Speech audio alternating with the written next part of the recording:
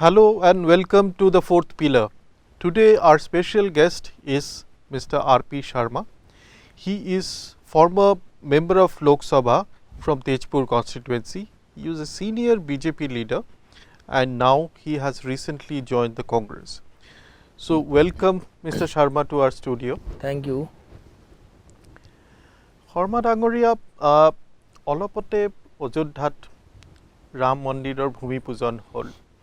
এতিয়া ৰাম মন্দিৰ হ'বই, এইটো কনফাৰ্ম। এতিয়া অসমত ৰাম প্ৰসাদ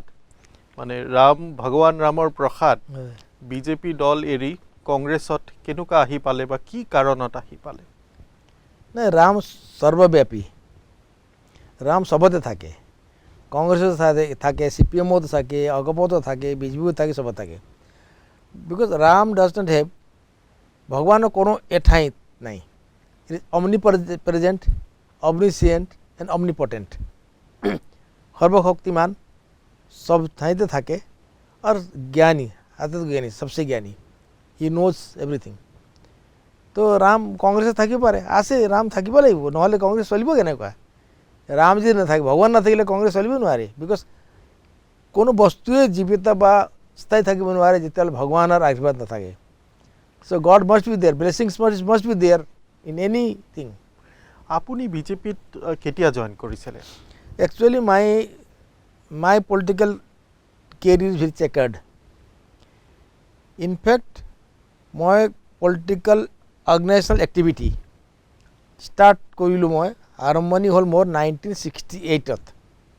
তেতিয়া মই ক্লাছ 7-ত। মোৰ দেউতা কি হ'ল, RCPI কৰিছিলে, communist party, revolutionary communist party, Bishnu ৰাভাৱত আছিলে। সেই সূত্ৰে ময়ো কমিউনিষ্ট হ'লোঁ ফ্ৰম চাইল্ডহুড। বিকজ ঘৰত সদায় Karl Marx, communism, Russia, China, Maoism, Leninism এইবিলাকে শুনি থাকিলোঁ ডিছকাশ্যনত। আৰু যিমান সা সম্পত্তি আছিলে দেউতাই চব কেয়াৰ ল'লে। প্ৰায় আজিৰ ভেলু কমচে কম আমাৰ অসমৰ নৰ্থ ইষ্ট মিলাই 100 কোটি টকা বেছিৰ লেণ্ডে প্ৰপাৰ্টি হ'ব লাগে। চব বাদ দিলে, দুখীয়াক দিলে, এৰি দিলে, ৰেভিনিউ নিদিলে মাটিৰ, এনে গুচি গ'ল, চৰকাৰী হ'ল। তো মই কমিউনিষ্ট হ'লোঁ, SFI। 1968-ত মই member of SFI in Shillong. মোৰ এডুকেশ্যন হ'ল শ্বিলঙত। খালি জন্ম মোৰ কাটনিবাৰী বিহালী, মানে বডি কাটনিবাৰী বিহালী। 2 বছৰ বয়সতে দেউতা বিজনেছ বাদ দি শ্বিলঙলৈ আমাক পিক আপ কৰি গুচি গ'ল আৰু তাতে আমি ডাঙৰ দীঘল, তাতে পঢ়া শুনা হ'ল। 57-ত আমি উই শিফটেড টু শ্বিলং। মোৰ 1955 জন্ম, ফেব্ৰুৱাৰী 14। তো গুচি যোৱাৰ পৰা তাতে পঢ়া শুনা হ'ল এণ্ড মই SFI হ'লোঁ। তেতিয়া SFI কৰা বা কমিউনিষ্ট কৰা মানুহ পাৰ্টিকুলাৰলি ট্ৰাইবেল এৰিয়াত খুব কম। বেংগলী আছিলে, অলপ 2-4জন অসমীয়া মানুহ আছিলে, নেপালী আছিলে, বিহাৰী আছিলে, লেবাৰ ক্লাছ। তেনেকৈ মানুহ লৈ আমি SFI কৰিছিলোঁ। ক্লাছ 8, 9, 10ত গৈ মই 71ত মই খাছীল ডিষ্ট্ৰিক্টৰ ছেক্ৰেটাৰী হৈছিলোঁ SFIৰ। আৰু organisation set up in politics, the art of organisation, সংগঠন কৰা কলাটো কিমান ক্ৰিটিকেল হয়, কিমান জটিল হয়, সেইখিনি তেতিয়া থুলমূলকৈ অলপ য়ং এজত মই শিকিলোঁ। আৰু এটা বেকগ্ৰাউণ্ড মই কৈ দিওঁ। ইনফেক্ট মোৰ গ্ৰেণ্ডফাদাৰ, ককা দেউতা was the founder member of Congress in Assam. Chhabilal Upadhyay হ'ল প্ৰথম সভাপতি অসম কংগ্ৰেছৰ APCCৰ। 18 এপ্ৰিল 1921 চনত যেতিয়া মহাত্মা গান্ধীজী যোৰহাটত আছিলে, আছাম এছ'চিয়েশ্যন বুলি এখন এছ'চিয়েশ্যন আছিলে অসমত, য'ত বিভিন্ন জাতি জনগোষ্ঠী ইণ্টেলেকচুৱেল মানুহবিলাকৰ এছ'চিয়েশ্যন আছিলে। এইটো 1905ত বোধহয় এইটো গঠন হৈছিলে। 1895ত এটা এছ'চিয়েশ্যন আছিলে, আছাম পিপলছ এছ'চিয়েশ্যন। তাৰপিছত এইটো গৈ তাকে ৰিনিউ কৰি, নামকৰণ কৰি দেউতাহঁতে কোৱা কথা 1905 চনত গৈ আছাম এছ'চিয়েশ্যন হ'ল। আছাম এছ'চিয়েশ্যন প্ৰেচিডেণ্ট আছিলে সভাপতি নবীন চন্দ্ৰ বৰদলৈ।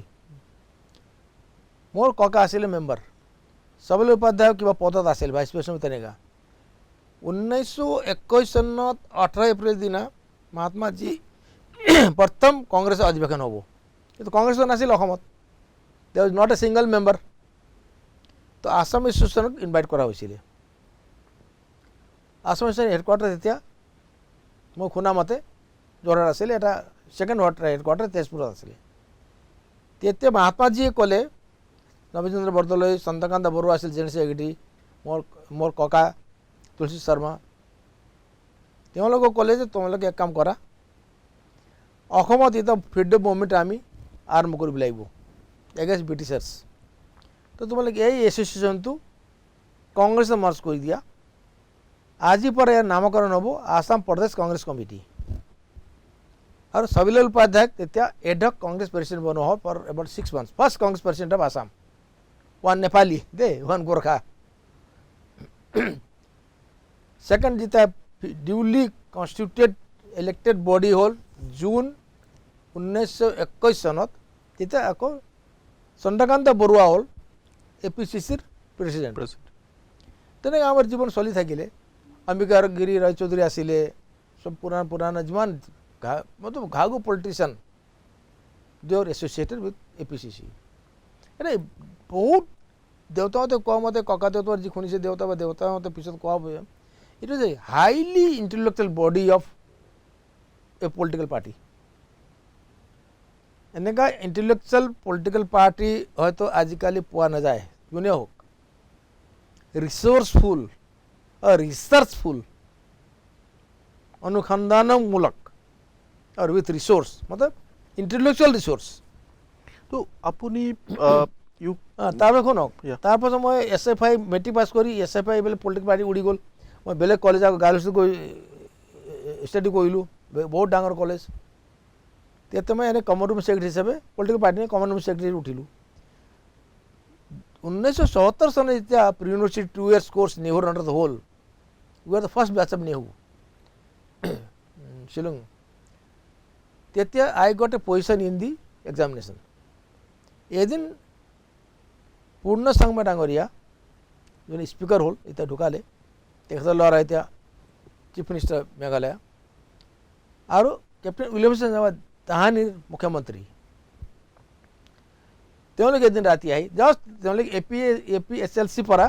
কংগ্ৰেছে মাৰ্চ কৰিছিল 73ত ইন্দিৰা গান্ধী ডাঙৰীয়াৰ ৰিকুৱেষ্টত মেঘালয় হোৱাৰ পিছত ৰাতি মোৰ হোষ্টেলত আগত গাড়ী থিয় কৰালে নামি আহিল মই আছে ধৰিলোঁ চিফ মিনিষ্টাৰ আহিছে পুলিচ সময়ত তেতিয়া ভাইচ প্ৰেচিডেণ্ট আছিলে কংগ্ৰেছৰ মেঘালয়ৰ মোৰ ছাৰ কিয় আহিলে বোলে কাম বিশেষ কাম লৈ আহিছোঁ বহিব দিলোঁ ৰাতি 9টাত মোক ক'লে যে তুমি NSUI জইন কৰি কংগ্ৰেছ জইন কৰি তুমি NSUI পৰা জেনেৰেল ছেক্ৰেটাৰী পদৰ কাৰণে কলেজত থিয় হ'ব লাগিব মই ক'লোঁ যে এইটো ইম্পচিবল বোলে কিয় ইম্পচিবল বোলে নহয় চাওক ইয়াত 70% গাৰো ষ্টুডেণ্টছ আছে তুৰাণ মেহেন্দি পাথৰ ডাঙৰ কলেজ 70% গাৰো ষ্টুডেণ্টছ আছে নন গাৰো নেপালী বেংগলী অসমীয়া বড়ো ৰাভা মিলাই হাৰ্ডলি 30% আছে ইয়াত আজি আগতো কোনোদিন জেনেৰেল ছেক্ৰেটাৰী হোৱা নাই নন গাৰো বা নন ট্ৰাইবেল আৰু ভৱিষ্যতেও নহয় ইয়াত হ'বই নিদিয়ে ইভেন নমিনেশ্যনো ফাইল কৰিব নিদিয়ে তেতিয়া কেপ্টেইন চাংমা মুখ্যমন্ত্ৰীয়ে ক'লে যে তুমি চিন্তা নকৰিবা নমিনেশ্যন ফাইল কৰা বা you will file nomination already মাৰপিট হ'বই এইটো হয়েই পলিটিক্সত we will see that you win তেতিয়া মই ভাবিলোঁ যে গভৰ্ণমেণ্টে বেকিং কৰিব মোক ইনফেক্ট আই ৱন মই জিকিলোঁ জেনেৰেল ছেক্ৰেটাৰী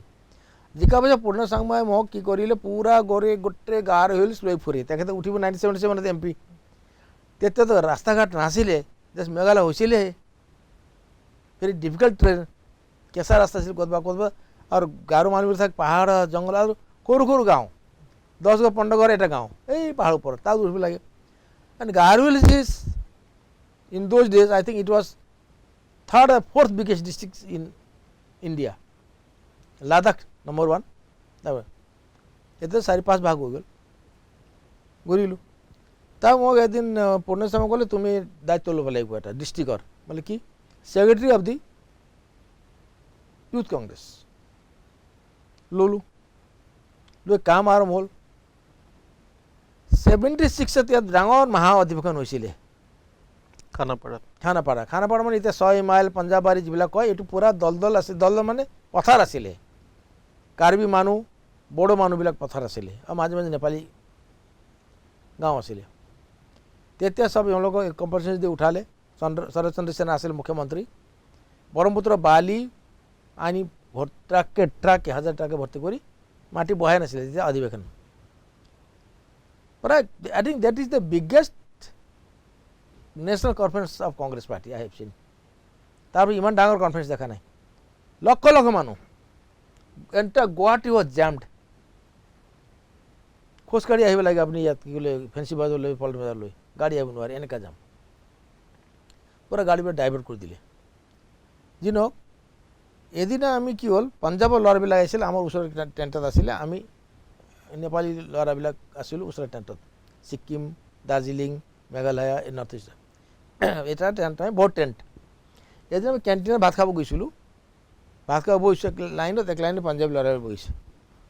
এজন পাঞ্জাবী ল'ৰাই এজন নেপালী ছোৱালীৰ বিৰুদ্ধে কিবা কমেণ্ট পাঞ্জাবী লেংগুৱেজ কৰি দিলে আৰু নেপালী মানুহতো জানে আপুনি সব লেংগুৱেজ জানে অন্ত বুজি পায় পাঞ্জাবী হোক গুজৰাটী হোক মাৰাঠী হোক হিন্দীটো বাদ দিয়ক বুজি পালে এই আমাৰ এজন ল'ৰা উঠি গৈ তাৰ দিলে বক্সিং তাত ভাঙি দিলে পুৰা তেজে হৈ গ'ল হুলুস্থুল লাগি গ'ল মাৰপিট তামাম মাৰপিট তৰুণ গগৈ ছাৰৰ লগত সেইদিনা মোৰ পৰিচয় তৰুণ গগৈ ছাৰ আহি তেতিয়া he was the reception committee chairman আহি আমাক বুজালে বহালে একেলগে ভাত খোৱালে হাত মিলাই দিলে and since that day I have kept relation with him though I was the BJP emergency ইনদামত চলি আছিলে 25 জুন 1975 ইমাৰ্জেঞ্চি কখন হওক ৰাতি লাহে ইমাৰ্জেঞ্চিতে মানুহবিলাক এৰেষ্ট হ'ল জে পি নাৰায়ণ এৰেষ্ট হ'ল বাজপেয়ী আদবানী সব এৰেষ্ট হ'ল CPM CPI সব এৰেষ্ট হোৱা আৰম্ভ কৰিলে and since I was very political conscious from the childhood সৰুৰ পৰাই ৰাজনৈতিকভাৱে মই সচেতন আছিলোঁ মোৰ আমাৰ ঘৰে পলিটিকেল ঘৰ আছিলে কংগ্ৰেছ হওক বা কমিউনিষ্ট হওক লাহে লাহে মোক এটা কংগ্ৰেছ এৰিব লাগে যেন এটা ফিলিং হ'ল ইন দ্য মিন টাইম এটা কনচিডেণ্ট চাওক মই গুৱাহাটীৰ পৰা সেই কলেজলৈ যাবলৈ বাছত গৈ আছোঁ ছাইডৰ ছিটত খিৰিকী ফালে এজন মানুহ বহি আছিলে বয়সীয়াল মানুহ পৰিচয় হ'ল বাছত মাৰাঠী মানুহ আছিলে কথা পাতি গ'লোঁ RSS কথা ওলালে তেখেতে letter I found he was the RSS leader in Assam বহুতখিনি তেখেতে প্ৰায় 3-4 ঘণ্টাত পুৰা তেখেতে যাব গোৱালপাৰা মই দুধনৈত নামি যাম দুধনৈত আকৌ বেলেগ গাড়ী ধৰিব লাগে তেখেতে মই দুধনৈ লৈ তেতিয়া নাক লম্বাৱালা বাছ লাহে লাহে যায় আৰু ৰাস্তা সৰু মোক RSS বিষয়ে বিৰাট ব্ৰেইন ৱাছ কৰি কৰি কৰি কৰি কৰি গৈ দুধনৈত নামি গ'ল মই তাৰপিছত যেতিয়া হোষ্টেললৈ গ'লোঁ ভাবিলোঁ কথা বেয়া নহয় ফিলচফিতে তেখেতে কিতাপ মনাবৰ ওলাই দিলে 2-3টা কিতাপ পঢ়িবলৈ হেগদেৱাৰ ওপৰত গুৰুজীৰ ওপৰত RSS ফিলচফি RSSৰ আৰ্থিক নীতি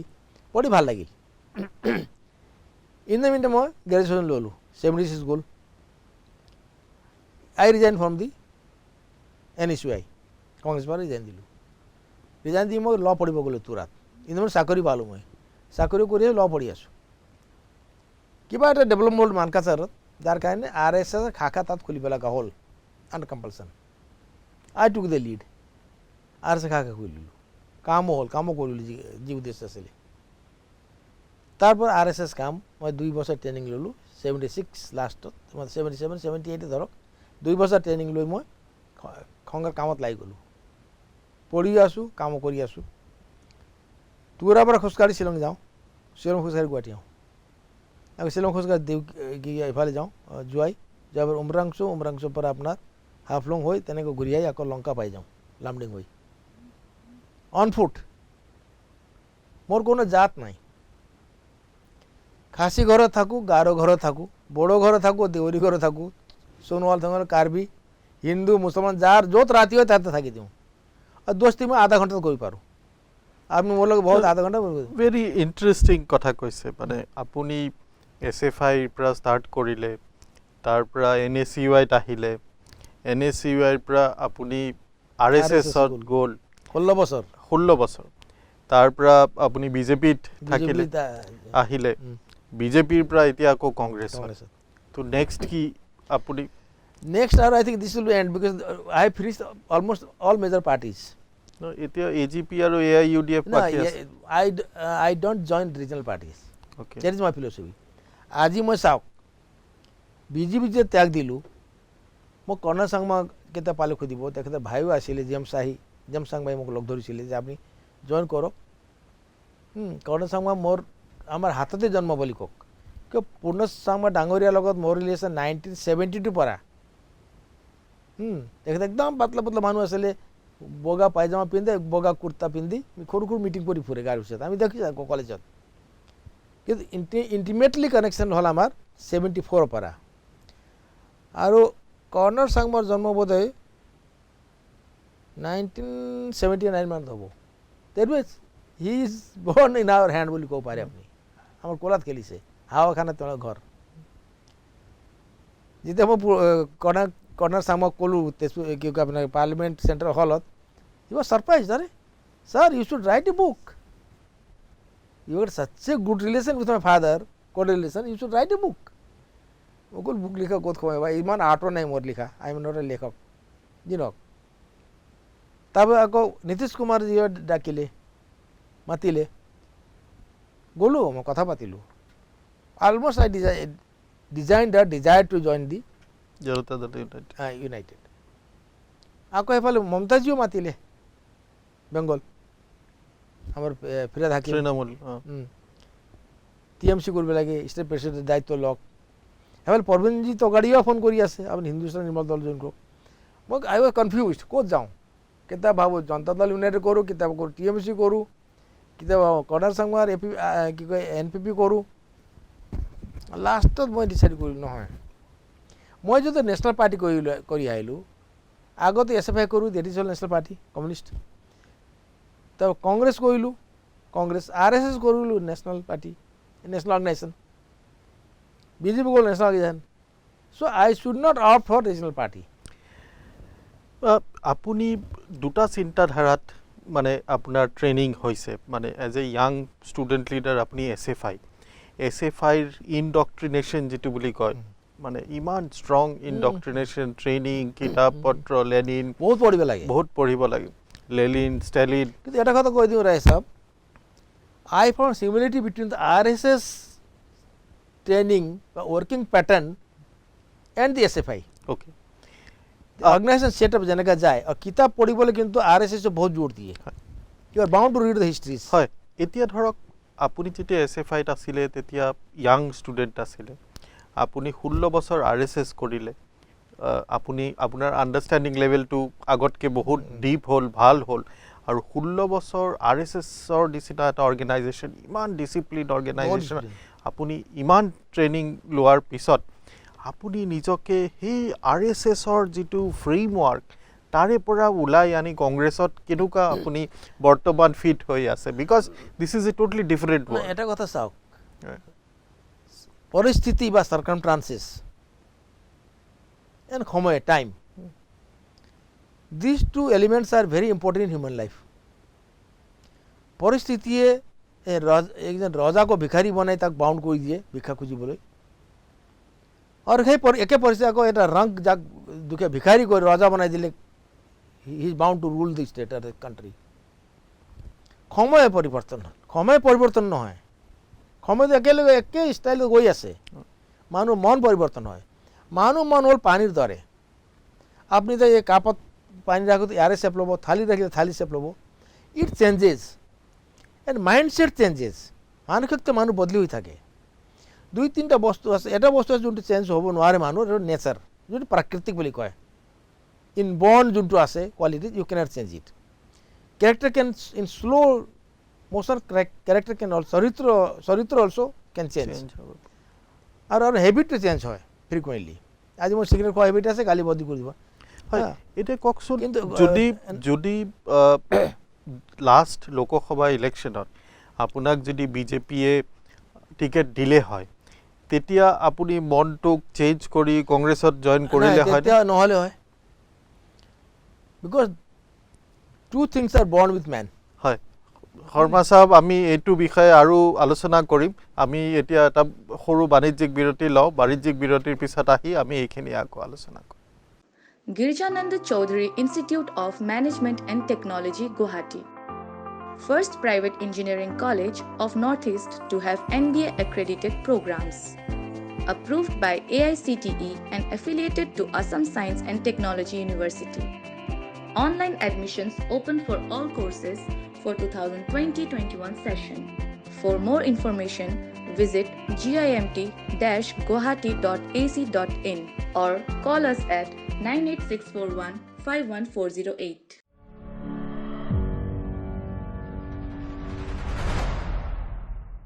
welcome back after the commercial break. আমি কথা পাতি আছিলোঁ শৰ্মা চাহাবৰ লগত তেজপুৰৰ ৰাজনীতিৰ কথা লৈ। এতিয়া যদি লাষ্ট লোকসভা ইলেকশ্যনৰ আগতে আপোনাক যদি বিজেপিয়ে টিকট আকৌ দিলে হয়,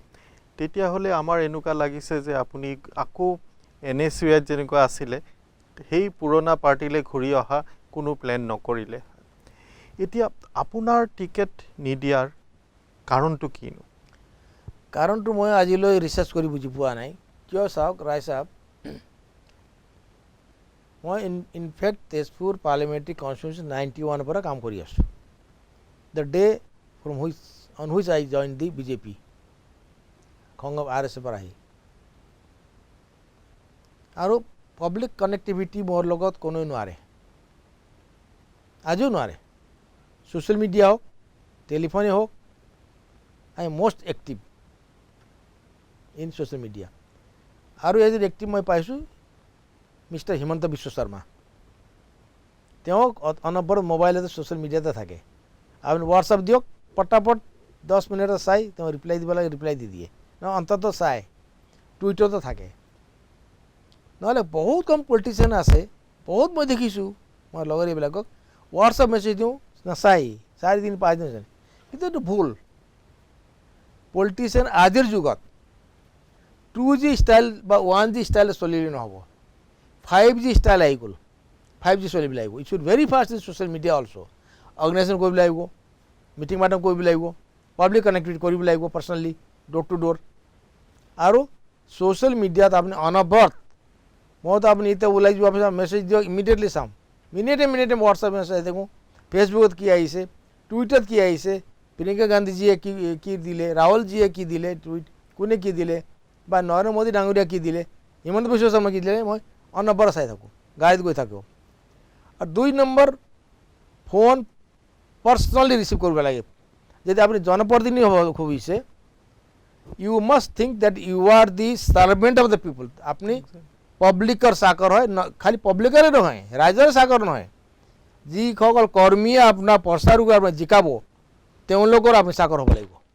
আপুনি নিজকে যে ৰজা ভাবে আৰু কৰ্মী, দলৰ কৰ্মীবিলাক চাকৰ ভাবে, পাব্লিকক ভোটাৰ ৰাইজক চাকৰ ভাবে যে মই ৰজা হৈ গ'লোঁ, no', that philosophy is not going to run in future. মানুহ কনচিয়াছ হৈ গৈছে। হয়, আমাৰ যিটো মেইন প্ৰশ্ন আছিল যে আমি আপোনাক কিয় টিকটটো দিয়া নহ'ল। এইটো কিয় টিকট দিয়া নহ'ল এইটো মই আজিও বিচাৰি পোৱা নাই। কিন্তু মই MP হোৱাৰ পিছত, যিহেতু মই 2014 16 মে দিনা ৰিজাল্ট দিলে, 26 মে নৰেন্দ্ৰ মোদী ডাঙৰীয়া দিল্লীত শপত ল'লে প্ৰধানমন্ত্ৰীৰ। হাউচ গঠন হ'ল জুনৰ 3 তাৰিখ। তাৰ পৰা কণ্টিনিউৱাছলি একদম, আৰু মই পলিটিক্স কৰোঁ উইথ প্লেনিং, মানে হাৱা দৌৰি নুফুৰোঁ। মই ক'ত যাব লাগিব একদম প্লেনিঙত কৰোঁ। মই কাগজ আৰু কলম পেঞ্চিল লৈ হিচাপ কৰি কৰোঁ। Statistics, I believe in arithmetic and statistics and historical facts অধ্যয়ন কৰি কৰোঁ। মই কি ক'লে, যেতিয়া মিউনিচিপেল ইলেকশ্যন আহি আছে,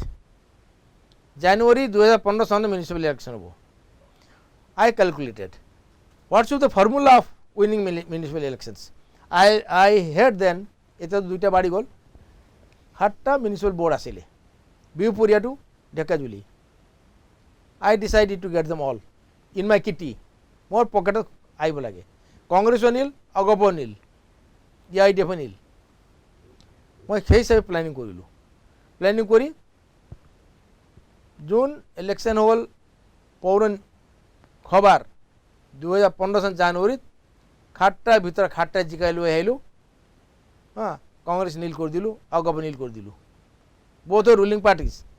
আর মই যেতিয়া এম পি হলো এই জন্য আপনার ওয়ার্ড মেম্বার পর্যন্ত না ছিলে তেজপুর পার্লামেন্ট সমষ্টিত elected ward member either in the panchayat or in the municipal ward. তো আপুনি ইমান কাম কৰাৰ পিছতো আচ্ছা শুনক ইমানে নহয় তাৰ মই এইটো কিয় কৰিলোঁ যদি মই টাউন ইলেকশ্যন জিকাই দিওঁ চহৰত যদি নিৰ্বাচন জিকাই দিব পাৰোঁ সেই বঁটাটো গাঁৱত যাব। এইটো চাইক'লজিকেল হয়। যেতিয়া আপুনি পলিটিক্স কৰিব নহয় চাইক'লজি জ্ঞান আপোনাৰ থাকিব লাগিব। How psychological warfare is main thing. মই এদিন ভাষণতে জইনিং দি কৈছিলোঁ in war and in politics and in love এই তিনিটা ঠাইত psychology warfare must be very strong to win. যেতিয়া টাউন ইলেকশ্যন যি গ'ল বঁটা গুচি গ'ল গাঁৱত এই বিজেপি আহিছে কিয় চব মানুহ বজাৰ কৰিবলৈ কিবা বেমাৰ আজাৰ হ'লে টাউনত আহে। দেখিছে পুৰা বিজেপি পোষ্টিং আছে বিজেপি জিকিছে পেপাৰে টেপাৰে। তাৰ বেনিফিট মই ল'লোঁ আকৌ পঞ্চায়ত সোমাই গ'লোঁ। আৰু পঞ্চায়ত এটা নহয় চাওক আই গ' লাইক এ স্নেক বা লাইক এ কোবৰা আৰু কক টাইগাৰ। আজি ইয়াত আছোঁ না আপুনি 2 ঘণ্টা পিছত পাব কমচে কম 50 কিলোমিটাৰ দূৰত অৰ্গেনাইজ কৰি গৈ আছোঁ ডোৰ টু ডোৰ ঘুমাই মই তেতিয়া সোমাই গ'লোঁ গাঁৱত। 2016 চনত যেতিয়া ইলেকশ্যন হ'ল MLA বিধায়কৰ 9 জন ভিতৰত 9 জন all in my pocket Congress nil আৰু গভৰ্ণমেণ্ট নীল। যেতিয়া লাষ্ট মই কিডনি ট্ৰান্সফাৰ কৰি আহিছোঁ ডক্টৰ কৈছিল 1 বছৰ আপুনি দূৰে থাকিব মাস্ক পিন্ধিব ক'তো বাহিৰত নোলাব ঘৰ ভিতৰত থাকিব কেয়াৰফুলি। মই চব বাদ দিলোঁ। I took the risks of my life. 3 মাহ হ'বলৈ 2 দিন বাকী আছিলে কিডনি ট্ৰান্সফাৰ কৰা। 30 জুলাইত 2018 চনত কৰিছিলে। 28 অক্টোবৰ মই ফিল্ডত নামি পৰিলোঁ পঞ্চায়ত ইলেকশ্যন কেম্পেইনে। দেখিলোঁ মই পঞ্চায়ত ইলেকশ্যন হৈ আছে 1 মাহ 1.5 মাহ পিছত হ'ব। বিশ্বাস কৰক all panchayat I trust in 1.5 months time. ডিচেম্বৰত হ'ল ডিচেম্বৰ 5 তাৰিখ নৰিছোঁ একচুৱেলি জানুৱাৰীত হ'ল 2 মাহ পালোঁ। অল পঞ্চায়ত 90% পঞ্চায়ত জিকাই লৈ আহিলোঁ ৰয় চাহাব। 36 জিলা পৰিষদৰ ভিতৰত কংগ্ৰেছে মাত্ৰ 3খন পালে 33 আৰ পি শৰ্মা পকেটত বিজেপি পকেটত। কিন্তু তাৰপিছত টিকেট মোৰ কাটে কি যুক্তি আছে কওকচোন। আৰু এটা কথা ইয়াত চেলেঞ্জ কৰি খাওঁ আপোনাৰ মই মোদী ডাঙৰীয়াক অমিত শ্বাহ ডাঙৰীয়াক চেলেঞ্জ কৰি কৈছোঁ মোদী ডাঙৰীয়া মই দেখাই দিয়ক তেখেতে বেনাৰস চিটত 10% MLA 10% মিউনিচিপাল বৰ্ডছ আৰু 90% পঞ্চায়ত জিকাইছে মই দেখাই দিয়ক। Because Tezpur seat I made the number 1 seat for BJP in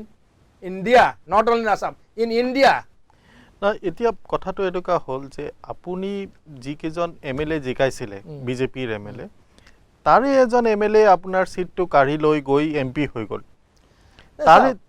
হয় মানে পল্লৱ লোচন দাস তেওঁটো MLA ৰাংগাপাৰা MLA আছিলে আপুনিয়ে জিকাই আনিলে। এতিয়া আপুনি জিকাই আনা মানে হাতত ধৰি আগবঢ়াই লৈ যোৱা MLA জানে আপোনাৰ লগত ৰাজনীতি কৰি আপোনাৰ পৰা সিটটো কাঢ়ি লৈ গৈ MP হৈ এতিয়া দিল্লীত বহি আছে আৰু আপুনি ফোৰ্সফুলি মানে you are forced to leave the party and আপুনি আহি কংগ্ৰেছত জইন কৰিছে। নাই এইটো একো নাই। সেই ৰাজনীতিটো কোনে কৰিলে? ৰাজনীতি চাওক বিজেপিত হয় বিজু মই দেখিছোঁ হয় বাজপেয়ী টাইমত হোৱা নাছিলে। বাজপেয়ী ডাঙৰীয়া যেতিয়া আছিলে আদৰণি যি আছিলে সুমিত্ৰা মহাজন সুষমা স্বৰাজ মুৰলীধৰ যোশী সেই সময়ত নাছিলে। এতিয়া চেঞ্জিং পেটাৰ্ণ অফ লাইফ বিজেপিত আহিছে নিউ কালচাৰ পুৰণা মানুহ ওলাই দিয়া নতুন মানুহ ইণ্টেক্ট কৰা। তাৰ ফলত কি হৈছে বিজেপিৰ আদৰ্শ যোনটো ইডিঅ'লজি আছিলে পলিচি নীতি আছিলে ডাইলুট হৈ গ'ল। এতিয়া আপুনি আচৰিত হ'ব আজি RSৰ আদৰ্শে বিজেপি চলি আছেনে চৰকাৰ চলি আছেনে বাজপেয়ী নীতিৰে চলি আছেনে নাই চলা। 10% নাই 1% নাই 10% বাদ দিয়ক 1% 10% নাই। এতিয়া বিধায়কবিলাক সৰহ সংখ্যক বিধায়ক চব নকওঁ মই অনেষ্ট তাৰপিছত ইমানদাৰো আছে মন্ত্ৰীবিলাক চব নহয় সৰহ সংখ্যক দুৰ্নীতিত পুৰা পোত গৈছে। নাম নকওঁ মই জানো আমিতো তাতে সেই ঘৰত থাকি কোন কোঠাত কোন থাকে কি হয় চাই আহিছোঁ ন মই। তো বৰ্তমান অসম চৰকাৰ মানে সৰ্বানন্দ সোণোৱাল ডাঙৰীয়া চৰকাৰ চলি আছে তেওঁক আপুনি আজ মুখ্যমন্ত্ৰী কেনেকুৱা ৰেট কৰে? সৰ্বানন্দ সোণোৱাল এজন জনজাতি মানুহ এনে চিধা মানুহ। নেচাৰেলি আমি জনজাতি মানুহ চিধা বুলি কওঁ আৰু চিধা হয়ও। চিম্পলিচিটি ইন মাইণ্ড থাকে ক্ৰিকেটনেছ কম থাকে। কিন্তু পলিটিক্সত যি হ'লেও আপোনাৰ চাওক মই ক'লোঁ ন 3টা বস্তু তেতিয়া আপোনাক কৈছিলোঁ 3টা বস্তুৰ কাৰণে মানুহ জান দিব পাৰে। Political power is one element, one sector. য'ত মানুহে নিজৰ মানুহ পাহৰি যায়, নিজৰ মা দেউতা পাহৰি যায় পলিটিকেল পাৱাৰ কাৰণে, তহঁতে সৰ্বদাক মোক পাহৰি গৈছে। কিন্তু সৰ্বদাক মুখ্যমন্ত্ৰী বনাবলৈ মই যিমান শ্বেয়াৰ বাখৰ মিডিয়াত কৰিলোঁ, দিল্লীৰ পৰা গালি খালোঁ, লিখিতভাৱে মই ৰামলালজীক চিঠি দিয়া আহিলোঁ, সৰ্বানন্দ সোণোৱাল যদি আপুনি প্ৰজেক্ট নকৰে মুখ্যমন্ত্ৰী হিচাপে, you will get only 23 seats in Assam, you cannot form government. বুজিছেনে? তাৰপিছত আমি মাত্ৰ 58 সিট পালোঁ, বিজেপি মাত্ৰ 58 সিট পালে তেতিয়া। আজিও বিজেপি মেজৰিটি নাই, 61 সিটে আছে, এলায়েন্সৰ দুইটা মিলাই 87 হয়। বুজিছে নাই? চিঞৰ বাখৰ কৰিলোঁ, মোক ফোন কৰি গালি দিছে, কিয় আপুনি সৰ্বানন্দ সোণোৱাল চিফ মিনিষ্টাৰ হ'লে, আমি বাচিম নহয় দিল্লীৰ পৰা, আপুনি কিয় কয়? I did a lot for him, but he might have forgotten. It is God's choice. God bless him. ভগৱানে ভালে ৰাখক, মোৰ ভাই নিচিনা। আৰু তেখেতৰ নামত মই পূজা কৰিলে ফুলো দিওঁ, আজিও দিওঁ। আৰু হিমন্ত বিশ্ব শৰ্মাৰ বিষয়ে কৈছোঁ, যিহেতু সৰ্বানন্দ সোণোৱালক কৈছোঁ, Himanta Biswa Sarma also' I love হিম, মই মৰম কৰোঁ যিমানে যি কওক। আজি হিমন্ত বিশ্ব শৰ্মা জানে নাজানে, তেওঁ যিমান কষ্ট কৰি আছে সেই ফল কেতিয়া পাব মোৰ ডাউট আছে, নাপায় ফল চাব। ফল মানে কেনেকুৱা ধৰণৰ ফলৰ কথা কৈছে? এতিয়াতো মুখ্যমন্ত্ৰীৰ ফল টান আছে। মানে কি কাৰণে আপুনি কৈছে যে বহুত ফেক্টৰ আছে, বিলাক ফেক্টৰ মই পাব্লিকলি নকওঁ, যাৰ কাৰণে মই জানো ভিতৰুৱা কথা।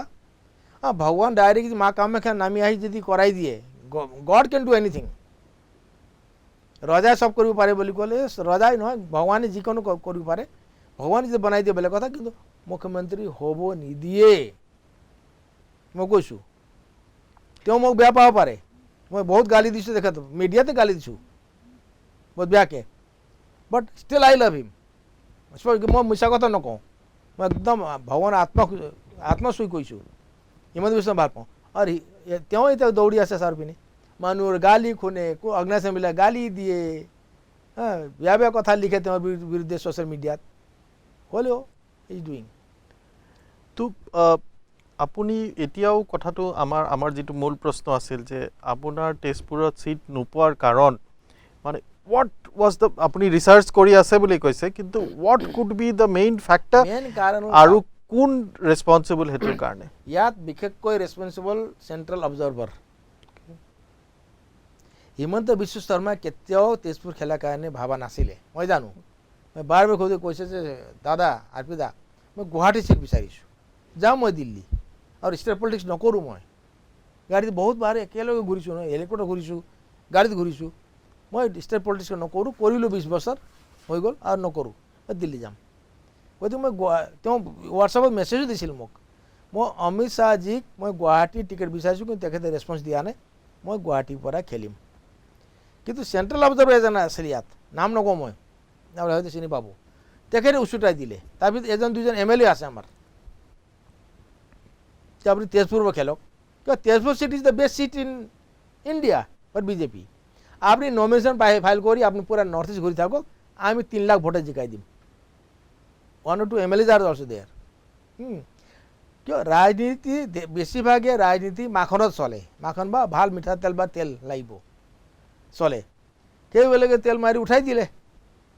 He was also quite innocent to accept the Tezpur seat. গুৱাহাটীত হয়তো বেলেগ ফিক্সিং আছিলে, গুৱাহাটী বেলেগ দিবলৈ ফিক্সিং অলৰেডি হৈ গৈছিলে, সেই চেণ্টাৰ অবজাৰ্ভাৰ কৰিছিলে যোন ইয়াত অবজাৰ্ভাৰ আছিলে তেতিয়া, মেক্স ফিক্সিং হয় না তাত উঠাই দিলে। তাত মই ভেহেমেণ্ট প্ৰটেষ্ট কৰি দিলোঁ মিডিয়াত, দিল্লীত পুৰা অল ইণ্ডিয়া মিডিয়া পৰা আল জাজিৰা পৰ্যন্ত গাই দিলে, নিউয়ৰ্ক টাইমত পৰ্যন্ত আহি গ'ল নিউজ মই ৰিজাইন দিয়া দলৰ পৰা। তাৰপিছত মোদীজীয়ে কৈ দিলে তুমি ক'তো নেখেলিবা, তুমি পাৰ্টি কাম কৰা অসমত। হি ৱাজ ডিনাই টিকেট, তেওঁৰো নহ'ল মোৰো নহ'ল। ফলত কি হ'ল, জয়ন্ত মল্ল বৰুৱাৰো নহ'ল, নহ'লে জয়ন্ত মল্ল বৰুৱাৰ গুৱাহাটী নহ'লে ইয়াত পালে হয়, কি কয় মংগলদৈ পালে হয়, জয়ন্ত মল্ল বৰুৱা ডিপ্ৰাইভ হৈ গ'ল সেই সুযোগতে।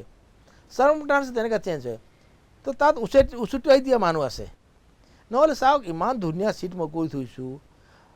মাহে 20 দিন মই কনষ্টিটিউঞ্চি থাকোঁ, ডোৰ টু ডোৰ কেম্পেইন কৰোঁ, মানুহ লগত কোনো কৰ্মীক বাদ দিয়া নাই। আৰু 2-4 দিনৰ চেলফিছ থাকে কৰ্মী, এফালে গ'লে কেতিয়াবা এফালে কৰি থাকে, এইটো বাদ দিয়ক, কিন্তু চিনচিয়াৰলি যিমান কৰ্মী, আৰু বিজেপি পুৰণা কৰ্মী চেলফিছ নহয়, ভাল কৰ্মী। আপুনি ইমান 16 বছৰ RSSত কাম কৰিলে, RSSৰ কোনো লিডাৰে ডিমাণ্ড বা ফোৰ্স নকৰিলে নেকি যে আপোনাকে সিট নাই দিব লাগে বুলি নকৰা নহয় দিল্লী RSSে তেওঁলোকে কৈছিলে RP শৰ্মাক দিয়ে টিকেট কিন্তু কি ক'লে ইয়াত ষড়যন্ত্ৰ সেই সেন্ট্ৰেল অবজাৰ্ভাৰৰ তেওঁ অভাৰ পাৱাৰ কৰিলে সবকে ৰঞ্জিত দাসতো মুখে নাই মাতিবলৈ তেওঁ হয় হুজুৰ কৰে বাকী সব হয় হুজুৰ তাত হিমন্ত বিশ্ব শৰ্মাক খেলাব লাগিব আৰু তেওঁ পুৰা নৰ্থ ইষ্ট কাম কৰি থাকিব নমিনেশ্যন ফাইল কৰি ইজিয়েষ্ট সিট হ'ব আৰ পুৰা কৰ্মী পুৰা সেটআপ অৰ্গানাইজেশন সেটআপ পুৰা ধুনিয়া তো এতিয়া আপোনাৰ সৰু ল'ৰা দিল্লীৰ পৰা কৰিছিলে কিন্তু ষ্টেট কমিটি অপোজড ইট আশ্রিত হব রয় সাহেব সিটিং এমপি राजन गोहाई डांगर नाम पठाले अवश्य टिकट नहीं दिले रमेन डागर नाम पठाले अवश्य टिकट नहीं दिले विजय चौधरी नाम पठाले टिकट नहीं दिले सब सिटिंग एमपी नाम पठाइसे I was the and I am still the President of the Assam Gorkha Sammelan, biggest Gorkha organization in Assam, in fact Northeast, and oldest 1943. Akhil All India Gorkha League. যা নাতিনেগর কথা এতে আপনি কলে ডম্বর সিং গুরুং বা হরিবাহাদুর গুরুঙর গঠন করার 1943 দলর সেই অঙ্গর সভাপতিময় তাৰপিছত এটা কমিউনিটিক ডিপ্ৰাইভ কৰি সেই কমিউনিটিক সদায় কংগ্ৰেছে গোৰ্খাকে টিকেট দি আহিছে 91 পৰা ডিপ্ৰাইভ কৰি কাক দিলে এজন সিটিং মন্ত্ৰীক ভাৰত চৰকাৰৰ ইলেকশ্যন খৰচা হ'লে মন্ত্ৰী খেলালে এমএলএ খেলালে আকৌ মন্ত্ৰী বনাই দিলে আকৌ তাত বাই ইলেকশ্যন লাও 2-3 বাৰ খৰচা হ'ল এৰ কৰালে দিলে কি আৰপি শৰ্মা টিকেট দিব নালাগে ফিউচাৰ ইজ কামিং ভবিষ্য আৰপি শৰ্মা হাতত আছে চাওক তেজপুৰৰ অন্তত তেজপুৰ চিটৰ এতিয়া বিজেপিৰ কিছুমান নেতাই আপুনি গোৰ্খা সন্মিলনৰ কথা কৈছে বিজেপিৰ কিছুমান নেতাই কয় যে আপুনি প্ৰেসিডেন্টশিপ আপোনাৰ যিমান দিন টেনিয়ৰ আছিলে সেই টেনিয়ৰ পাৰ হৈ গৈ আপুনি এতিয়া ইলিগেলি প্ৰেসিডেন্ট হৈ আছে বুলি হয় হেতুৰ বিষয়ে আপুনি কি কয় টেনিয়ৰ যোৱা ডিসেম্বৰতে পাৰ হৈছে বেছি দিন ইলিগেলি হোৱা নাই এই কৰোনা কাৰণে আমি এপ্ৰিল 24-25 মিটিং ৰাখিছিলোঁ এই যোৱা এপ্ৰিল মই ৰিজাইন কৰিব বিচাৰিছিলোঁ ডিসেম্বৰত 10 ইয়াৰ because I am very honest in politics I don't tell lie মই মিছা কথা নকওঁ মই তেনেকৈ বলে ৰিজাইন কৰিব নালাগে এতিয়া অধিৱেশন কৰি আমি আপুনি যদি আপুনি কণ্টেক্ট কৰিব লাগিব নহ'লে বিদায় দি ল'লে ল'ব এপ্ৰিল 24 ৰাখা কৰোনা আহি গ'ল যাৰ ফলত নহ'ল মণিক কুমাৰ সুব্বা ডাঙৰীয়া 8 বছৰ পিছত অধিৱেশন কৰিছিলে তেওঁলোকে তেতিয়া প্ৰশ্ন কৰিলে যে ইলিগেলি 8 বছৰ আছে বুলি 8 বছৰ 8 মাহ হোৱা নাই প্ৰশ্ন কৰে মোক এইবিলাক গাদ্দাৰ হয় আপোনাৰ ডাইৰেক্ট কৈছোঁ মই পাব্লিক চেনেল গাদ্দাৰ হয় এইবিলাক যোনে প্ৰশ্ন কৰিছে মোক ইলিগেলি 8 বছৰ কিমান হ'ল নাই 2019 ডিসেম্বৰত শেষ হৈছে 8 মাহ হৈছে 8 মাহ ইলিগেলি হ'ল আৰু করোনা নহ'লে হৈ গ'ল হয় আই এম নট মই ইমান লোভিয়া নহয় লোভিয়া হ'লে চাওক ৰয় সাহেব তংগুই ছাৰে 2-3 বাৰ ফোন কৰিছিল যে তোমাৰ টিকেট 14 মাৰ্চ দিনা টিকেট নাম নগ'ল টিকেট নিদিয়া হ'ল কৈছে যে আপুনি কংগ্ৰেছ জইন কৰক খেলক ৰবিল হুছেইন ডাঙৰীয়াই পৰদুল বৰদলৈ ডাঙৰীয়াই ভূমিত বৰ্ধন ছাৰে কোনে মোক কোৱা নাছিল যে আপুনি কংগ্ৰেছ টিকেট লৈ খেলক খেলি জিকি গ'লো হয় এজন সাউথ ইণ্ডিয়ান মানুহ আহি খেলি কংগ্ৰেছৰ ভোট বেংক কমা নাই তেজপুৰত চাওক 2014 চনৰ কংগ্ৰেছে যিমান পাইছিলে অৱশ্যে 2 লাখ ভোট বাঢ়িছে ইন দ্য মিনটাইম 2 লাখ অলপ কম 82,000 ভোট 82,000 ভোটস ভানু ডাঙৰীয়া বেছি পালে যোৱাবাৰতকৈ দেখি কংগ্ৰেছৰ ভোট বেংক ইনটেক্ট আছে বা বাঢ়িছে আমি খেলি তাত নেপালী বা অসমীয়া যদি কেণ্ডিডেট হ'লে হয় জিকি গ'লে হয় বিজেপি মুখ থেকে তা খালি হয় আপুনি ভাল কথা কৈছে যে কংগ্ৰেছৰ এতিয়া ইমেজ বা পাৰ্টি পজিশন তেজপুৰত আগতকে ভাল হৈছে ইমপ্ৰুভ কৰিছে এতিয়া সেই পৰিপ্ৰেক্ষিতত এটা প্ৰশ্ন উঠি আহিছে যে আপুনি বোলে এবাৰ ষ্টেট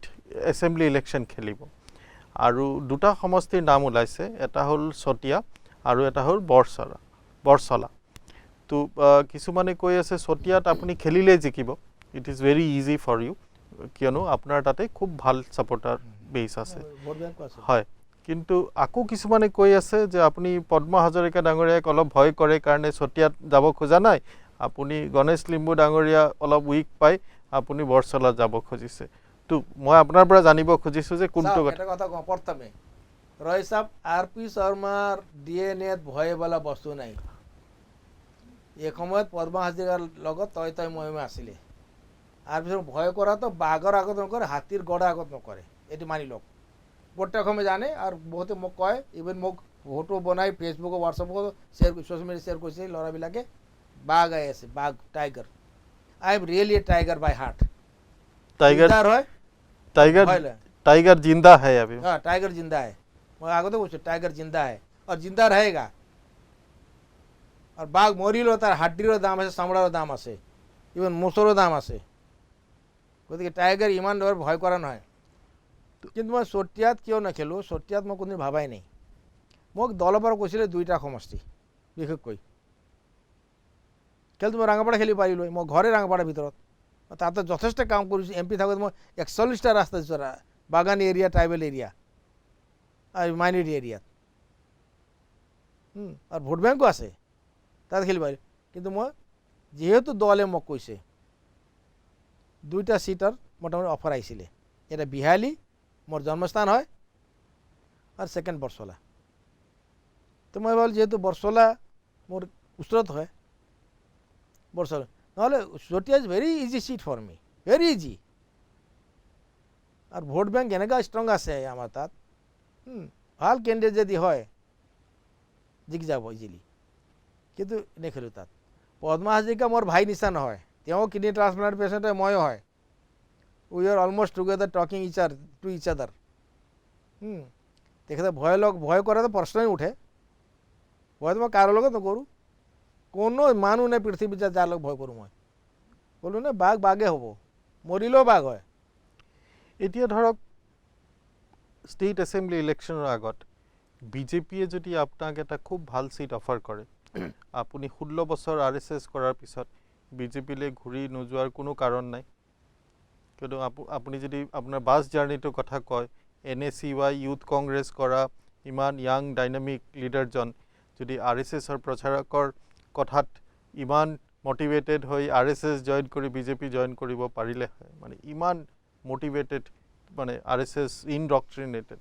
তো আপোনাক যদি আকৌ ধৰক নেক্সট ইলেকশ্যনত তেজপুৰ অফাৰ কৰে, আপুনি যাবনে নাই? তাৰ আগতে আপোনাক কওঁ, এইটো ৰিপ্লাই দিয়াৰ আগত,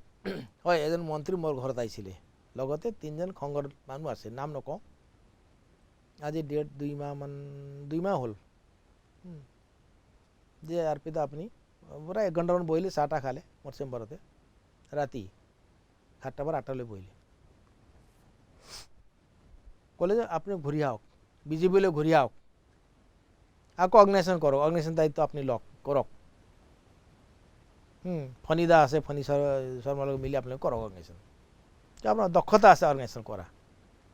আপুনি কষ্ট কৰিব পাৰে, গাড়ী দৌৰি থাকিব পাৰে। তেতিয়া এজন সংঘৰে RSSৰ মানুহ তেওঁ ক'লে আপুনি কংগ্ৰেছ যোৱাৰ কাৰণে, তেওঁ নৰ্থ বেংকৰ মানুহ হয়, ক'লে আমাৰ নৰ্থ বেংকত কিন্তু সেটবেক বিজেপিৰ হৈছে, এতিয়া পুৰণা কৰ্মীবিলাক বহি গ'ল আৰু লাহে লাহে কংগ্ৰেছ যাব। আৰু বহুত ইভেন সংঘৰ RSSৰ গ্ৰাছৰুট ৱৰ্কাৰবিলাকে এতিয়া আমি RP শৰ্মাই কাম কৰিম, কিয় RP শৰ্মাৰ লগত আমাৰ কণ্টেক্ট আছে,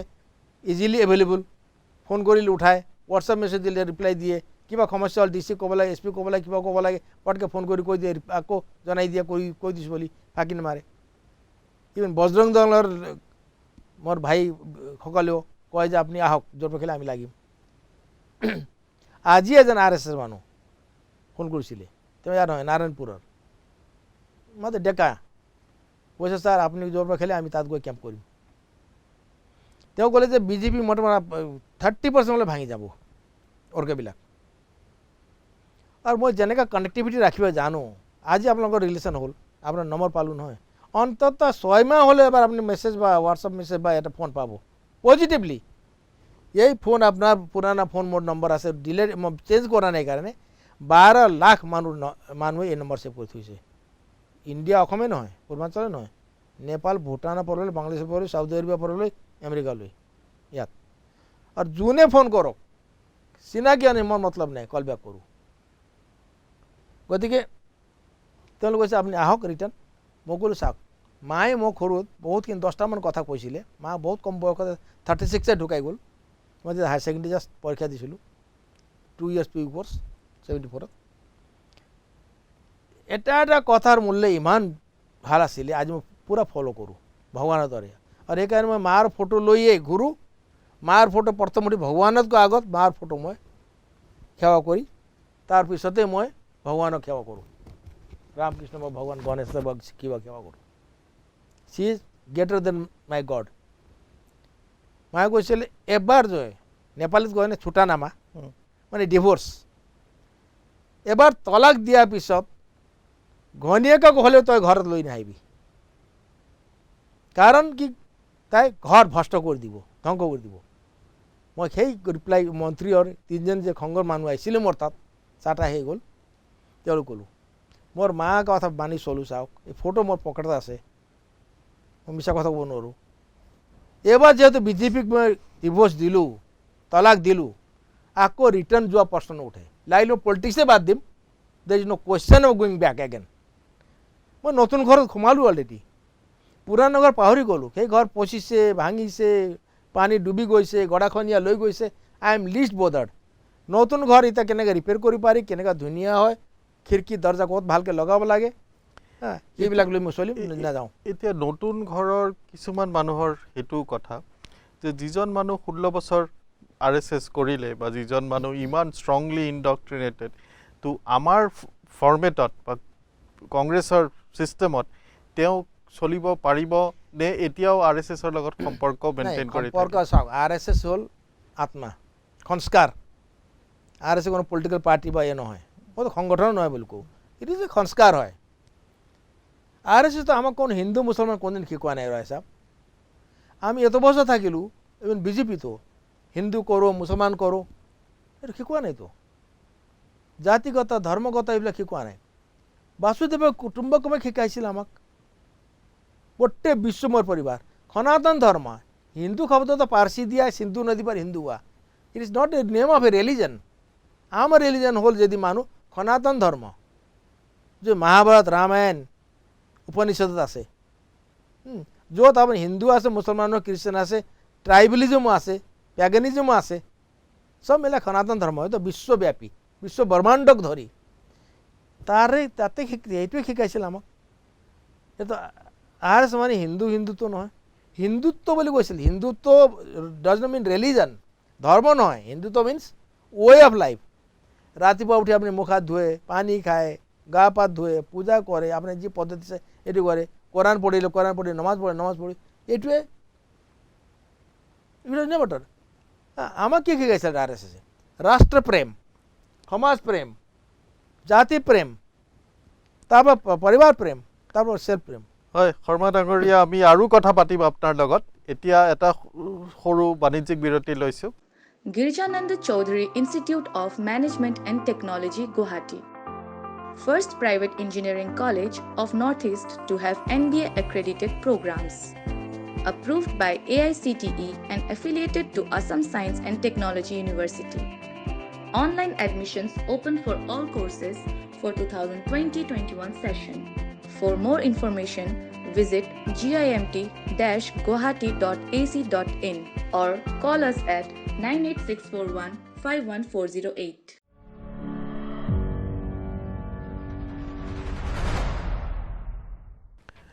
Hello and welcome back after the commercial break. আমি কথা পাতি আছিলোঁ আপুনি বিজেপিলৈ ঘূৰি যোৱা কথাটো তো আপুনি আমাক ক'লে বিজেপিলৈ ঘূৰি যোৱা কোনো সম্ভাৱনা নাই কিয়নো আপুনি এটা যদি অৰ্গেনাইজেশ্যন এৰি আহে সেই অৰ্গেনাইজেশ্যনলৈ ঘূৰি যোৱা কেতিয়াও আপোনাৰ মাৰ পৰামৰ্শ মানে এডভাইচ অনুসৰি আপুনি কেতিয়াও ঘূৰি নাযায় এতিয়া আমাক এটা কথা কওক আপুনি সৰ্বানন্দ সোণোৱালৰ কথা ক'লে বৰ্তমান চৰকাৰ বিজেপি লেড চৰকাৰ coalition to next year 2021 ইলেকশ্যনত আপুনি আমি ডিছকাশ্যন কৰাৰ মাজত এটা কথা কৈছিলে যে পুৰণা বিজেপিৰ এতিয়া বৰ বেছি ডিমাণ্ড নাই কথা এটা কৈছিলে তো আপোনাৰ মতে কেনেকুৱা যে নেক্সট যিটো এছেম্বলি ইলেকশ্যন হ'ব কিমান সিটিং MLA এইবাৰ টিকট পোৱাৰ পৰা ড্ৰপড হৈ যাব বিজেপিৰ মই আজি তিনি মাহ আগতে কৈছিলোঁ মিডিয়া বাইটতে কৈছিলোঁ 15 to 25 May shoot up to 30 also 30 জনো যাব পাৰে টিকট কটা সম্ভাৱনা আছে প্ৰবল সম্ভাৱনা আছে এইটো বিজেপি ইনসাইডৰ পৰা মই খবৰ লওঁ ৰিলেশ্যনটো থাকেই জানে আপুনি ঘৰ এৰিলে সেই ঘৰ মানুহৰ ৰিলেশ্যন থাকে না আৰু কেইজনমান টপ লিডাৰ লগতো মোৰ মন মানিলে হ'ল বাকী মানুহ কমন অফিচাৰৰ লগতো হোৱা নাই দৃষ্টি থাকিবই আৰু এত বছৰ 46 বছৰ যদি থাকিলোঁ যোন ঘৰত পাহৰিয়ে যাব নোৱাৰোঁ তাত থকা ফেমিলি মেম্বাৰ পাহৰিব নোৱাৰি তো এতিয়া ফাইনেলি মই আহিছোঁ এতিয়া 19 পৰা 20 জনকতো কাটা যাব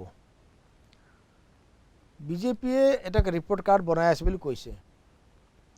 ৰিপৰ্ট কাৰ্ড যদি ইম্পাৰ্চিয়েলি বনায় অন্ততঃ 50% of the BJP sitting MLA ticket কাটিব লাগে পারফরমেন্স ইজ ভেরি ব্যাড অহংকারে চানি ধরিছে টকা পয়সার দুর্নীতি যথেষ্ট হয়েছে প্রত্যেকত কমিশন জীবন কামত গতিকে অন্তত 25 জনক কাটিব লাগে বলে 19 জনের ফাইনাল লিস্ট তেওঁলোকে বনাইছে রিপোর্ট কার্ড য'ত টিকেট কর্তন হ'ব আর নতুন চেহারা অনুসন্ধানত আছে এই নতুন চেহারা যিবিলাক তাত বহাব খুজিছে যাৰ কাটি তেওঁলোকৰ কোনো পলিটিক্যাল তেনেকা ইকুইপমেন্ট বা এক্সপিৰিয়েন্স বা সেই ফিল্ডত গৈ কাম কৰি থকা এক্সপিৰিয়েন্স নাই they may have very hi fi name in the public তো নতুন ফেস আনার কাৰণটো কি মানে কাৰণটো মানে যিবিলাক পুৰণা ফেচ আছিল তাৰ ভিতৰত এনেও বিজেপি পুৰণা মানুহ পেলাই দিয়ে কংগ্ৰেছে কিন্তু বীৰেন সিং ইংতি ডাঙৰীয়া ইমান বয়স হোৱাৰ পিছতো টিকেট দিছিলে কিন্তু বিজেপিয়ে আজিকালি নিদিয়ে আগতে দিছিলে আদৰণি যে 92 বছৰলৈ 92 বছৰলৈ MP হৈ থাকিলে কিন্তু বিজেপি এতিয়া যোনটো নতুন এটা ট্ৰেন্ড হৈছে বিজেপি নতুন ফিলসফি যে পুৰণা মানুহ বাদ দিব লাগে নতুন মানুহ আনিব লাগে কিন্তু নতুন মানুহ আনিবা ঠিকে তেওঁলোক political equipment art of election কিমান দূৰ তেওঁৰ জ্ঞাত কিমান জানে কিন্তু যিবিলাক কেণ্ডিডেটৰ নাম শুনি আছোঁ দে আৰ টোটেলি ৰ novice in politics electoral politics গতিকে বিজেপিৰ এটা ফিউচাৰ অসমত বেয়া তো এতিয়া বিজেপিৰ যদি ফিউচাৰ অসমত বেয়া হয় তেতিয়াহ'লে কোন পাৰ্টিয়ে চৰকাৰ বনাব বুলি আপুনি ভাবে চাওক অসমত আপুনি যি কওক দুটা পাৰ্টিয়ে থাকিব হয়তো কংগ্ৰেছ নহ'লে বিজেপি বিজেপিৰ অল্টাৰনেটিভ কংগ্ৰেছ হ'ব Congress alternative BJP ultimately regional party থাকিব যেনে বড়োলেণ্ড পাৰ্টি আছে বা নিজৰ পাৰ্টি আছে AIDF হয়তো থাকিব ক'তবা এজিপিটো এতিয়া এজিপিটো নাইয়ে এতিয়া বিজেপি হৈ গ'ল গতিকে তেনে ৰিজনেল পাৰ্টি সৰু সৰু ফ্ৰিঞ্জ এলিমেণ্টছ থাকিব কিন্তু মেজৰ পলিটিক্স হিচাপে দুটা পাৰ্টি থাকিব যেনেকৈ ৰাজস্থানত আছে মধ্যপ্ৰদেশ ছত্তীশগড় আছে একেই ষ্টাইল ইয়াতো হ'ব গৈ আছে যেহেতু বিজেপিৰ অল্টাৰনেটিভ হিচাপে এতিয়া কংগ্ৰেছৰ আছে এটা কথা ৰয়ছা মই জইন কৰাৰ পিছত আপুনি মোক সুধিছিল আপুনি বিজেপিলৈ আকৌ ঘূৰি যাব নেকি এটা কথা মই ডিভোৰ্স কৰাৰ পিছত আকৌ নলওঁ বুলি ক'লোঁ নহয় এবাৰ ত্যাগ দিয়াৰ পিছত এইটো আকৌ ল'ব নালাগে আই ফৰগেট আই টোটেলি পাহৰি যাওঁতে সেই দলত আছিলোঁ বুলি মই 2 নম্বৰ হ'ল গোড়মাৰি গংগাত বুলি কয় I have been thrown to a bad position আজি কংগ্ৰেছৰ যিমান উৎসাহ যিমান মৰম যিমান মৰ্যাদা মোক দিছে পাৰ্টি ৱৰ্কে হওক লিডাৰে হওক দিল্লী হওক বা ইয়াত ষ্টেটে হওক ৰিপুণ বৰা ডাঙৰী হওক বা পৰ্দু বৰা ডাঙৰী হওক আমাৰ দেৱব্ৰত শইকীয়া হওক ভূপেন বৰা ডাঙৰীয়া হওক বা তৰুণ গগৈ ছাৰে হওক বা ৰকুল হুছেইন ডাঙৰী টপ 5-6জন লিডাৰে বা গ্ৰাছ ৰুটত ইমানেই মান্যতা দিছে সেই মান্যতা হয়তো মই বিজেপিত পোৱা নাছিলোঁ কিজানি I am very happy to be in Congress আৰু আপুনি কৈছে যে RSS মানুহ কংগ্ৰেছ কেনেকৈ এডজাষ্ট হ'ব চাওক বহুত ভাল ভাল RSS মানুহ কংগ্ৰেছত আছে অল ইণ্ডিয়া লেভেলত বা ষ্টেট লেভেলত এতিয়া ধৰক এতিয়া অসমৰ যিটো পৰিস্থিতি কৰোনা লৈ তো ইলেকশ্যন হোৱালৈকে আপোনালোকে কৰোনা যদি এনেকুৱা কেছ বাঢ়িয়ে গৈ থাকে আপোনালোকেতো কেম্পেইন কৰিবই সময় নাপাবনে চাওক ৰয় সাহেব কৰোনা আপুনি মানে আপোনাৰ কাৰণে আছে মই মানুহ মোৰ কাৰণে নাই স্পষ্ট কথা কালি চৰকাৰ তাকে মোক কেছ দি মোক জেলত সোমালেও মোক আপত্তি নাই মই কৰোণা মাজতো লকডাউনৰ পিছতো অসম আধা আধি ঘূৰিছোঁ খালি সাউথ বেংক এটা বাকী আছে বাৰাক ভেলী বাকী আছে কাৰ্বি আংলং বাকী আছে if you maintain a good health অলপ ব্যায়াম কৰক যোগা প্ৰাণায়াম কৰক খাদ্য আপোনাৰ ভাল কৰক ইণ্ডিয়ান চিষ্টেম খাদ্য খাওক বইল্ড ফুড খাওক কুকড ফুড খাওক আইচক্ৰীম কোল্ড ড্ৰিংকছ ফ্ৰিজৰ পানী খাব নালাগে এচিত শুব নালাগে you will never be corona patient. It is a mild form of influenza বা bronchitis. খালি ইয়াৰ কি হয় it is infectious, contagious, সংক্ৰমণ হয় man to man. Otherwise I am roaming throughout Assam. অসমত যে ইমান কেছ বাঢ়ি আছে কৰোনাৰ হেতুৰ বিষয়ে আপুনি কেনে এটো টেষ্ট কৰিলে কালি আপুনি টেষ্ট কৰক এতে পজিটিভ ক'ব নেগেটিভ ক'ব আকৌ অলপ পিছত দুই দিন পিছত যাব আপুনি নেগেটিভ ক'ব নেগেটিভ পজিটিভ মাজতে এতিয়া পাব্লিকৰ হাৰাশাস্তি হৈছে কিমান আহিছে ডেইলি টিভি নিউজত দেখা যায় পেপাৰত আহি আছে এই এতিয়া কৈ দিলে পজিটিভ মোৰ এজন আগৰ এজন সিকিউৰিটি আছিল মোৰ এতিয়া তেওঁ নাই তেওঁ 4 তাৰিখে 4 জুলাই টেষ্ট কৰিলে ক'লে যে পজিটিভ আহিছে ৰিজাল্ট দিলে 7 জুলাই লৈ গ'ল পিক আপ কৰি কোৱাৰেণ্টাইন চেণ্টাৰত 2 দিন ৰাখিলে 10 জুলাই টেষ্ট কৰিছে আপোনাৰ নেগেটিভ আহিছে যাওক চাউল 5 কিলো দি পঠাই দিছে যে 2 দিনতে ভাল হয় তেনেহ'লে এইটো কৰোনাৰ ইমান সিৰিয়াছ বুলি কিয় ভাবে আপোনাৰ নিউমোনিয়া হ'লে 50% মানুহ মৰে ডক্টৰ হিচাপে দে মই কোৱা নহয় মই ডক্টৰ নহয় কিন্তু ইয়াত দেখিছোঁ যে পলিটিচিয়ানবিলাক ডক্টৰ হৈ ফুৰিছে মই ডক্টৰ নিউমোনিয়া হ'লে 50% যেতিয়া লাংছ এটাক হৈ যায় pneumonia likely death dangerous corona is doctor সকলে কয় যে মাইল্ড ফৰ্ম অফ ইনফ্লুয়েঞ্জা বা bronchitis if you take care আপনি লাংছে ঠিক আছে প্ৰাণায়াম কৰক না আপনি সিম্পলি উশাহ ডিপলি লৈ হোল্ড কৰি ৰাখক কিমান সময় 30 সেকেন্ড যদি ৰাখিব পাৰে আমাৰ লাংছ ষ্ট্ৰং মই 90 সেকেন্ড 95 সেকেন্ড ৰাখোঁ 100 সেকেন্ড ৰাখোঁ এইটো টেষ্ট সদায় কৰোঁ মই এইটোৱে অক্সিমিটাৰ মোৰ এনেকৈ অক্সিমিটাৰ লগাব নালাগে মোক মোৰ oximeter is in my body মই দেখি 90 সেকেন্ড ৰাখিলোঁ তাৰ মানে মাই লাংছ ষ্ট্ৰং ওম যেতিয়া কওঁ মই চাওঁ কিমান কমচে কম 15 সেকেন্ড যায় নাযায় মোৰ 35 সেকেন্ড যায় তাৰ মানে lungs strong I test my self medication is dangerous ডক্টৰে কয় it is not medication I am testing my physical fitness আৰু মোৰ 65 ইয়াৰ্ছ অফ এজ কিন্তু খোজ কাঢ়োঁ মই 30 ইয়াৰ্ছ নিচিনা খাওঁ তেনেকুৱা মোৰ ভাগৰ নাই টায়াৰ্ডনেছ নাই যিমানে গাড়ীত গ'লেও এই পৰহি লখিমপুৰত আছোঁ যোৱাকালি কোকৰাঝাৰ আছিলোঁ মানুহ ভাবিও নোৱাৰে যে সোধে আপুনি ক'ত আছে মই কোকৰাঝাৰ কি কয় কালি ইয়াত আছিল দেখোঁ লখিমপুৰত হয় মই পাই গ'লোঁ কোকৰাঝাৰ মইতো গাড়ীকে চাকা ঘূৰি থাকে গোটেই ৰাতি গতিকে কৰোনালৈ ৰাজনীতি চলিছে অৰ্থনীতি চলিছে এতিয়া ৰাজনীতি কি চলিছে আপুনি খোদাৰ দৰে অপজিশ্যনক বিৰোধীক বন্দী কৰি ৰাখক গৃহবন্দী হাউচ এৰেষ্ট আমি শুনিছোঁ অকল টেৰৰিষ্ট বা লাইকলি ডেঞ্জাৰ টু ছ'চাইটিক হাউচ এৰেষ্ট কৰি থয় যেনে মুফতি মহম্মদ কৰিলে ফাৰুক আব্দুল্লাহ কৰিলে অমৰ কৰিলে তেনেকুৱা আমিতো ভাৰতত বা অসমত গোটেই সমাজকে হাউচ এৰেষ্ট কৰি থৈ দিয়ে আৰু ভয় খুৱাই ইমান যে মিডিয়া টিডিয়া গভৰ্ণমেণ্ট ইমানে ভয় খুৱাই দিছে কালি মোৰ জুনিয়ৰ আহিছিল মোৰ ঘৰত বাৰে চেণ্টেজ ওলাইছে মাৰি আছে উৰাই আছে মাৰি আছে মেনি হৈ গ'ল এইটো মাৰ্কছ আছেই মই ক'লো কি কৰিছে এইটো আৰু মেড আৰু গোয়িং মেনিয়াক যদি এক মিনিট তুমি চেণ্টেজ মাৰি থাকা হাতত তেনে কৰি দিল মানে চাইক'লজিকেলি মানুহ ডিম'ৰেলাইজ হৈ গ'ল যোনে মানে তাৰ কাৰণে কৰোনা যোনে নামানে নাই খালি হয় ডায়েট আৰু লাইফ ষ্টাইলৰ পৰা চেঞ্জ কৰিব লাগিব ইউ মাষ্ট কিপ ইয়াৰ ফিল্ড আৰু অৰ্থনীতি ইয়াত আছে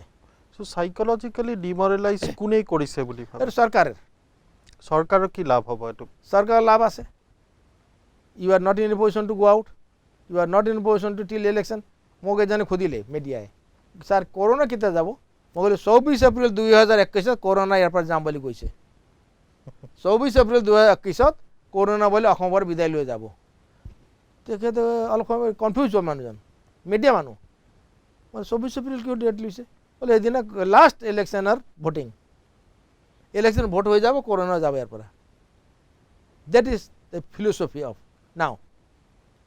24 এপ্ৰিল 2021 কৰোনা যাব আৰু অৰ্থনীতি আছে এতিয়া কৰোণা নামত টকা আহিব বা NHM পৰা 21জন মানুহে ডাঙৰ ডাঙৰ কণ্ট্ৰেক্ট পাব 150 200 300 500 600 কোটি টকা সব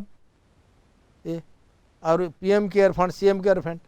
আৰে PM কেয়াৰ ফাণ্ডত CM কেয়াৰ ফাণ্ডত মোৰ টকা তো মই 1 টকাই দিলোঁ মই অৱশ্যে সেইবিলাক ফাণ্ড দিয়া নাই দেই দিলে মই NGOক দিছোঁ দিলোঁ ধৰ 100 কোটি 200 টাকা কালেকশ্যন হ'ল RTI মাৰিল হিচাপ খুঁজি নিদিলে অডিট নহয় বোলে মই তো আচৰিত মহম্মদ বিন তুগলকে তেনেকৈ কোৱা নাই যে মই হিচাপ নিদিওঁ বুলি আৰু মোৰ টকা এইটো কোনোবা অসম চৰকাৰৰ নহয় ভাৰত চৰকাৰৰ নহয় ৰাইজৰ টকা the public has got right to know যে মোৰ টকা তুমি কি কৰিলা যাৰ বিবাহিত যদি পলিটিচিয়ান হয় মন্ত্ৰী হয় তুমি কি ঘৈণীয়েকৰ কাৰণে মেখেলা চাদৰ কিনি দিলা বা ল'ৰা ছোৱালীৰ কাপোৰ কিনি দিলা বা সোণে কিনিলা গাড়ী কিনিলা বা মাছ মাংস খালা ঘৰত মই জানিবলৈ অধিকাৰ আছে নাই মোৰ আছে নহয় কিয় নিদিব অসম চৰকাৰ বা ভাৰত চৰকাৰে সেই ৰিপ্লাই সেই অডিট কিয় নকৰাব দিস দ্য বিগেষ্ট আরে যেটিকে হঠাকারী হব পারে স্বেচ্ছাচারী গভর্নমেন্ট হব পারে নাকি এটা ডেমোক্রেটিক সেটআপ ভাই তো আপুনি এজ এ লয়ার তো এটু চ্যালেঞ্জ নকৰে নেকি চ্যালেঞ্জ করি মই যেহেতু সরকার ফান্ড দিয়া নাই এখানে মোর রাইট নাই যদি মই দিলো 1 টাকাও যে মই করি পাইলো হয় মই যদি নিদিম বলি করে নিদিলো NGO ফান্ড দিছো NGO তো হিসাব দিয়ে আছে তোমাকে দিয়ে NGO দিয়া হয়েছে তো এতিয়া আজিৰ মানে যেটো ৰাজনীতিক সিচুৱেশনত আপুনি মানে অসমৰ মোস্ট ম্যাচিয়ৰ পলিটিশিয়ান কাক ভাবে আৰু নৰ্থ ইষ্টৰ বা অসমত মোস্ট নটোরিয়াস পলিটিশিয়ান কাক ভাবে স্যার নোটোরিটির কথা তো সব পলিটিক্সে মোটামুটি সবে থাকে বিকজ পলিটিক্সে হল it is the dirty game of আৰু কোনোবা বিগার পলিটিক্স সাইন্টিস্ট কৈছিল নহয় politics is the game of scoundrels দগাবাজৰে খেলা হয় গতিকে ইয়াত চাওক ষড়যন্ত্ৰ ক্ষুদাবাদী পলিটিক্যাল অপৰচুনিজম ৰাজনীতি থাকিব লাগিব because power is very strong political power কাৰণে মানুহ মাৰি দিয়ে ডাঙৰ ব্লাষ্ট কৰাই দিয়ে মব ভাইলেন্স কৰাই দিয়ে মব লিঞ্চিং কৰাই দিয়ে জুই লগাই দিয়ে বোমা মারে টেররিস্টক পুহি থয় পলিটিক্যাল পাওয়ার কারণে যিকোনো করবার কিন্তু নোটরিটির কথা তো মোটামুটি কম বেশি কোনো 10% কোনো 20% কোনো 50% মোটামুটি সব পলিটিশিয়ান গা থাকে যিকোনো দলের হোক I also cannot say that I am totally ekdam out of notoriety section. कि प्लानिंग केने का प्लान लेंग मारा जाए केने का पेलवा जाए अपोजिशन विरोधी वारे जुंटी चले एटू याद चलिब बोलते यार किंतु आपने खुद लिए फेमस ना ভাল मैच्योर्ड गुड या I don't find I have not seen single mature politician in Assam বরং ট্রাই মেচুর বুলি কলে অসমত যদি কলে তনু গগৈক ধরিব লাগিব এটা আপনার টাউন কমিটি ওয়াৰ্ডৰ পৰা মেম্বার হৈ অহা মানুহ পলিটিক্যাল মেজরিটি তেখেতে মানিব লাগিব মই কৈ দিলে নাই বুলি তনু গগৈ ছাৰৰ আছে আৰু বাকি তো মই দেখা নাই বিজেপিত নাই বিজেপি কোনোবা নিজে নিজে চাণক্য উপাধি লৈ ফুৰে যদি বেলেগ কথা কিন্তু নবডি চাণক্য বহুত পলিটিক্যাল ইমেচিউৰিটি আছে বিজেপি লিডাৰবিলাকক যিমানে সিনিয়ৰ হোক যিমানে পুরানা রাজনীতি করার মানুষ পলিটিক্যাল ইমেচিউরিটি আছে মই নিজে টেস্ট করে যাইছো আর দিল্লি যদি কয় পলিটিক্যাল মেচুরিটি আছে পলিটিক্যাল মেচুরিটি আছিল বাজপেয়ীর আডবাণীর সুষমা স্বরাজ ইভেন অরুণ জেটলির কিন্তু এতিয়া পলিটিক্যাল মেচুরিটি নাই যিবিলাক ডিসিশন লৈ আছে সব বুমেরাং কৰি আছে মেইন ইমেচুরিটি সব সরকার ক'ত দেখা যায় where you see the immaturity there is no fund DPR বনোয়া নাই ডিটেল প্রজেক্ট রিপোর্ট ফান্ড নাই কিন্তু আমরা কমিটমেন্ট করে দিলে ব্রহ্মপুত্র দুই পারে সুপার এক্সপ্রেস হাইওয়ে হব তার কারণে 10 লাখ কোটি টাকা লাগব ব্রহ্মপুত্র বালি খান্দি এই বোকা তলত প্রায় 200 ফিট হব এই বোকা খান্দি সেই বোকা উঠাই কথা সিমেন্ট টাইপ করি দুই পারে সুপার এক্সপ্রেস 4 লেন যদি 8 লেন বানাবা যায় তার 10 লাখ কোটি টাকা তলত নহব এটু ইট ইজ ম্যাসিভ ওয়ার্ক কই দিলে ব্রহ্মপুত্র খনন বলে কই দিলে বাজেট নাই নিমাতী ঘাটে দলং হবে কৈ দিছে তেতিয়া বাজেট নাই এতিয়া ডিপিআৰ এতিয়া বনাই আছে after 4 years what did you do in last 4 years 4 বছৰ কিয় ডিপিআৰ বনোৱা দিয়া নহ'ল আজি কিয় ইলেকশ্যন মুখত আহি এইটো ললিপপ খুৱাই আপোনালোকে ভোট ল'ব ডিপিআৰ বনাব দিছোঁ দলং হ'ব নহয় হয়তো আৰু এবাৰ ফাউণ্ডেশ্যন কৰিব যেনেকৈ ৰাম মন্দিৰ ৰাজীৱ গান্ধী টাইমত 89ত কৰিছিলে ভূমি পূজন এবাৰ সেকেন্ড টাইম কৰি দিলে আৰু ইণ্টাৰেষ্টিং দেখাই দিলে ৰাম সৰু পোৱালি হাতত ধৰি মোদী ডাঙৰীয়া লৈ গৈ আছে তেনেকৈ হোৱাটছএপ ছ'চিয়েল মিডিয়াৰ ভক্তবিলাকে দিলে ৰাম কি মোদী ডাঙৰীয়াতকৈ সৰু নেকি ভগৱানক হাতত ধৰি লৈ গৈছে ইণ্টাৰেষ্টিং হয় তাৰমানে ইয়াৰ ইমেজৰিটি পলিটিকেল একুমেণ্ট নাই আৰু কৈ দিলে যে টুইন টাৱাৰ হ'ব ক'ত হ'ল আৰু ইলেকশ্যন আগত 2016 চনত 2000 চনত অসমীয়াত এতিয়াও হোৰ্ডিঙৰ কত ফটো আছে মোৰ তাত ডাঙৰ হোৰ্ডিং ইমান ডাঙৰ ক'লে যে 24 ঘণ্টা ঘৰে ঘৰে বিজলী मोर सेंटर ऑफ द गुवाहाटी उलबारी 24 घंटा 8 बार बिजली जाए कितने 2 मिनट कितने 2 घंटा और यार ग्लोबल इन्वेस्टमेंट समेत पाती दिले मैं सर्वादा कलू न पाती वो 130 करोड़ न 40 करोड़ कि जाबो न पाती वो बोले क्यों देखो ऑफिस मोर लोग भाई को का निशाना तो कोनो याद इंडस्ट्री न करे डोनेशन आइब एकोटा संगठनर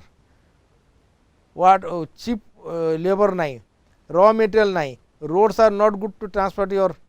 प्रोडक्ट मार्केट नहीं स्किल लेबर नहीं स्किल लेबर ताकि वर्कर नहीं हाँ और तार ऊपर ही आता है तो डांगा बिजली नहीं 1 सेकंड जब बिजली जाए फैक्ट्री मिशन बोही गोल आपको रिस्टार को डबल खर्चा डबल डीजल खाबो सो गो फॉर रूरल इकोनॉमी ग्रामीण अर्थनीति कर 30 लाख निबनुवा 10 बছৰত मोर कथा करक 10 বছৰত 30 लाख निबनुवा সংস্থাপন দিয়া আইডিয়ার আপনার নলেজ মোর তাত আছে বিকজ 5 বছর মই এমপি থাকোতে রয় সাহেব অকল মই rural economy of Vietnam Bangladesh আর অসমৰ অধ্যয়ন কৰিছোঁ বাংলাদেশে যে মোহাম্মদ ইউনুসে 10 বছৰত 50 লাখ যদি নিবনুৱাক ইনক্লুডিং 50% উইমেন যদি সংস্থাপন দিব পাৰিছে হাতে হাতে মোবাইল দিছিল তেতিয়া আমি অসম ইজ ফাৰ মোৰ ব্লেসড বাই গড ভগৱান ইয়াত যিমান দিছে না ইমানখিনি কোনো ষ্টেটৰ ইণ্ডিয়া দিয়া নাই আমি কিন্তু তাৰ এক্সপ্লইট বা হাৰ্নেছ কৰিব পৰা নাই ইয়াত হ'ল কাৰণ কি due to political and economic immaturity of the ruling class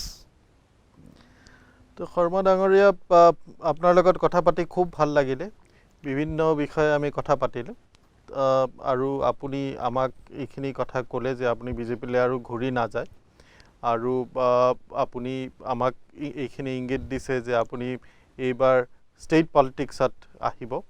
state election next assembly election খেলিব তো আপুনি আপোনাৰ ফালৰ পৰা কিবা লাষ্ট মেছেজ টু ইয়ৰ পিপল দিব খুজিছে একদম চমুকে হ'ল মই অসমত চাওক চব জাতি জনগোষ্ঠী চব ধৰ্ম মানুহ এক লগ হৈ থাকিব লাগিব যি বিদেশী আছে বাংলাদেশে তেওঁ কোৰ্টে খেদাব আইনগতভাৱে যাব এইটো বেলেগ কথা যেতিয়ালৈ কোৰ্টে ফাইনেল কৰি নেখেদায় তেতিয়ালৈ we are one citizen of India আৰু মই কেনেকৈ সমাজ বিচাৰিছোঁ মই RSS মানুহ হয় কট্টৰ হিন্দু হয় মই অপেনলি কৈছোঁ কিন্তু ৰয়েছে মই কেনেকৈ সমাজ বিচাৰিছোঁ কেনেকৈ অসম বিচাৰিছোঁ হিন্দু মৰিলে হিন্দু শ্মশানত মুছলমান যাওক আৰু মুছলমান মৰিলে জানাজাত হিন্দু যাওক সেই সমাজ মই বিচাৰিছোঁ যাতে কোনো ধৰণৰ হাই কাজিয়া নহয় অকল economic and social and educational ডেভেলপমেণ্টৰ কাৰণে চিন্তা কৰক ৰাইজে অকল আৰ্থিক অৱস্থা কেনেকৈ ভাল হ'ব পৰিবাৰ কেনেকৈ ভাল হ'ব ল'ৰা ছোৱালী কেনেকৈ ভাল হ'ব মদৰ ধপাপাৰ কেনেকৈ দূৰত ৰাখিব ল'ৰা ছোৱালীক যাতে কোনো মদ খাই গাড়ী এক্সিডেণ্ট কৰি নমৰে কালি মই জুবিন গাৰ্গ ডাঙৰীয়াক মই অনুৰোধ জনাইছিলোঁ নলবাৰীৰ পৰা এইটো আহিছে মিডিয়াত যে আপুনি যেহেতু ইমান ডাঙৰ শিল্পী অসমৰ অংগৰাজ মহন্ত আছে বাপন আপনি আছে হ্যাঁ আপনি যদি ইচ্ছা কৰে মদৰ বিৰুদ্ধে জিলাই জিলাকে প্ৰচাৰ কৰক অন্তত মদ খাবলৈ যদি কমাই দিয়ে 1,500 ল'ৰা মদ খাই গাড়ী এক্সিডেণ্ট কৰি ঢুকাই আছে বছৰে সেই ল'ৰাবিলাক বাচিলে 1,500 ঘৰ বাচিব বহুত ভগৱানে পুণ্য দিব আশীৰ্বাদ দিব গতিকে মদৰ ধপাপাৰ দূৰত ৰাখক পঢ়া শুনাত ধ্যান দিয়ক আৰ্থিক অৱস্থা কেনেকৈ ভাল হ'ব নিজৰ অন্তত 10,000 পৰা গাঁৱত 1 লাখ টকালৈ কমানি কেনেকৈ কৰিব পাৰে নিজৰ মাটি ব্যৱহাৰ কৰি সেইখিনি চিন্তা কৰক মই সদায় ৰাইজৰ কাৰণে ৰাইজৰ স্বাৰ্থত আছোঁ আৰু ভগৱানে সবাইকে মংগল কৰক ঈশ্বৰে হওক আল্লাহ মংগল সবাইকে কৰক Thank you, Mr. R.P. Sharma, for the lovely interview, and we hope to meet him again. আমি আকৌ আপোনাক লগ পাম আৰু আপোনালৈ বেষ্ট উইচেছ থাকিলে আপোনাৰ নেক্সট ৰাজনীতিক জাৰ্ণিৰ কাৰণে Thank you, thank Thank you very much.